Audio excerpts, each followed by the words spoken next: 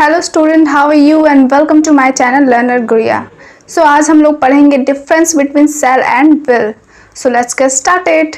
सो हम लोग पढ़ेंगे सबसे पहले first rule of shall and will.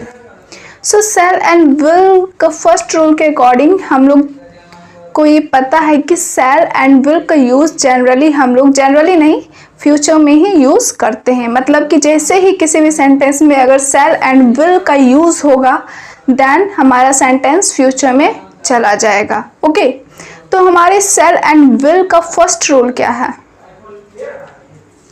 First rule है कि सेल जो है हमारा ऑलवेज आई एंड वी के साथ यूज़ होगा एंड विल का यूज थर्ड पर्सन में होता है। आई एंड वी हमारा फर्स्ट पर्सन है, यू हमारा सेकंड पर्सन है and I, he, she, it, they, ये तीनों क्या है? Third person. तो विल जो है हमारा थर्ड पर्सन के साथ यूज होगा। For example, we shall go to Delhi tomorrow. Okay, but in modern English हमारा इंग्लिश मॉडिफाई होकर के ये रूल लाया है कि हम लोग आई एंड वी के साथ भी आई एंड वी के साथ हम लोग विल का भी यूज कर सकते हैं। But in the interrogative sentence हम लोग आई एंड वी के साथ ऑलवेज सेल का यूज करेंगे। ओके, सो देखते हैं हम लोग नेक्स्ट रूल को। सो स्टूडेंट, रूल 2 के अकॉर्डिंग हम लोग के पास कुछ ऐसे केसेस हैं like command, promise, threat, determination and compulsion. Okay, ये सारे केसेस हैं जिसमें कि हम लोग सेल के साथ थर्ड पर्सन यूज करेंगे एंड विल के साथ फर्स्ट पर्सन यूज करेंगे। ओके, सो हमारा कंडीशन नंबर 1 क्या है? प्रॉमिस। फॉर एग्जाम्पल, हम लोग मान लेते हैं कि हम लोग कोई स्टूडेंट को कह रहे हैं कि आप इस वर्क को कंप्लीट कर लीजिए देन आपको अवार्ड मिलेगा। दिस इज प्रॉमिस एंड ये जो है फ्यूचर में है। तो इस टाइप के प्रॉमिसेस जब हम लोग करते हैं तो हम लोग थर्ड पर्सन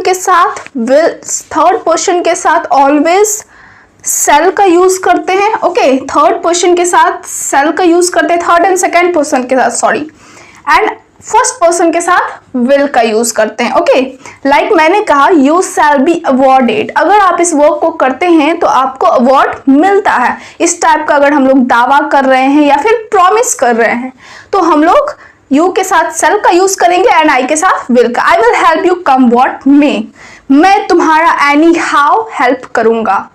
इस टाइप के सेंटेंसेस में मतलब चाहे कुछ भी कंडीशन हो जाए, कम व्हाट में एक फ्रेज है जिसका मतलब होता है कि चाहे कुछ भी हो जाए मैं तुम्हारी मदद करूंगा ही करूंगा। Okay, and now next conditions आ जाते हैं हमारे कमांड। ओके, कमांड क्या होता है? जब आप किसी को एक तरह से ऑर्डर देते हैं कि तुम्हें इतने बजे तक वर्क करना ही करना होगा, तुम्हें घर पहुंचना ही पहुंचना होगा।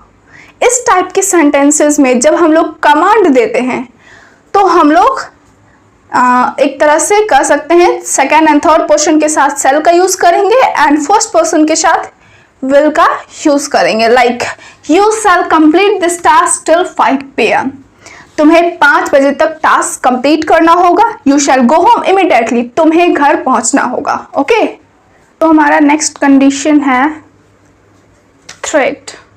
ओके, जब हम लोग किसी को धमकी देते हैं देन हम लोग इस कंडीशन को यूज करते हैं। लाइक हम लोग कहेंगे law breakers shall be imprisoned and I will be punish you. तो इस टाइप के सेंटेंस में जब हम लोग किसी को धमकी देते हैं कि लाइक शराब पीने वाला को सजा मिलेगा या फिर लॉ ब्रेकर्स को सजा मिलेगा, तो इस टाइप के सेंटेंस को हम लोग धमकी कहेंगे, जो कि अक्सर हम लोग रोड वगैरह पे देखते हैं। तो इस कंडीशंस में भी हम लोग अपोजिट यूज करते हैं। नेक्स्ट है हमारा डेटर्मिनेशन। जब हम लोग एकदम से दृढ़ता के साथ कहते हैं कि हाँ मैं पूरा मेहनत करूँगा देन हम लोग जीतेंगे इस चीज़ को, या फिर उन्होंने प्रैक्टिस किया सो मैनी टाइम्स, वो करेगा और फिर जीतेगा कॉन्टेक्स्ट को। तो इस टाइप के सेंटेंसेस में भी हम लोग क्या करेंगे, अपोजिट यूज करेंगे, मतलब आई के साथ विल एंड थर्ड पर्सन के साथ सेल। ओके, हमारा नेक्स्ट क्या है, कंडीशन। अगर कंपल्सन का केस शो हो रहा हो, मतलब कि अगर हम लोग को कोई वर्क करना ही करना है, कोई भी कंडीशन हो, देन हम लोग कंपल्सन उस चीज़ को कहेंगे। लाइक उसे तो इस बार पूजा में होना ही होना होगा, प्रेजेंट रहना ही होगा। दूसरा, हमें इस वर्क को करना पड़ेगा जल्दी से।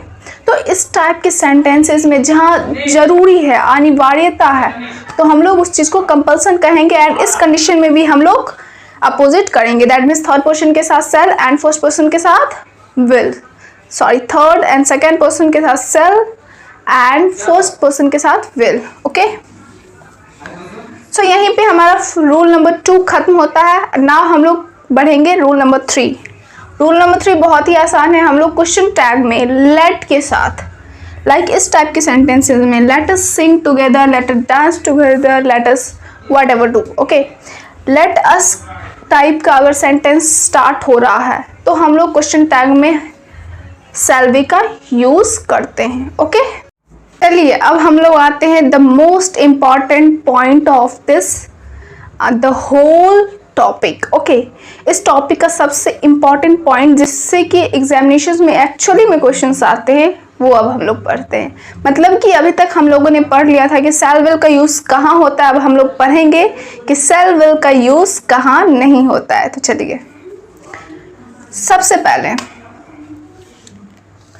अगर सेंटेंस पास्ट में हो, ओके, अगर सेंटेंस पास्ट में हो, देन हम लोग shall will का यूज नहीं करके हम लोग should या फिर would का यूज करेंगे। ओके, एंड ये एक ऐसा रूल है जो कि सभी मॉडल्स फॉलो करते हैं। ओके, अगर फर्स्ट सेंटेंस पास्ट में हो, देन आगे आने वाला सेंटेंस भी पास्ट में ही होगा। Like he hoped that he would pass the test. अगर हम लोग हिंदी के अकॉर्डिंग चले तो उसने आशा की थी कि वह टेस्ट पास कर जाएगा। ओके, बट है तो ये future, but according to the rule अगर फर्स्ट सेंटेंस पास्ट में हो तो सेकेंड सेंटेंस भी क्या होगा, पास्ट में होगा।